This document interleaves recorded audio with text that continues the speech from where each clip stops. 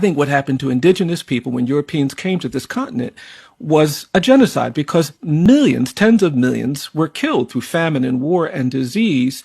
And rather than talk about it through the language of genocide, we created a narrative of racial difference to justify all of that death and violence. We said those native people, they're savages. And we used that narrative of racial difference to exclude them from the liberty and justice that we were codifying in our Constitution and Declaration. Then we used that same narrative of racial difference to justify 2.5 centuries of slavery. And the great evil of slavery for me wasn't the involuntary servitude and the forced labor. The real evil of slavery was the narrative of racial difference that we created to justify enslavement, because enslavers wanted to feel moral and just and Christian.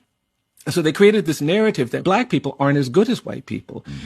Black people aren't fully evolved. Black people are less capable, less worthy, less deserving. And that narrative of racial difference, that was the true evil of American enslavement. And we fought the Civil War, and the North won the Civil War, but the South won the narrative war because that idea of racial difference, of racial hierarchy, of white supremacy, it persisted after the Civil War, which is why I've argued that slavery doesn't end.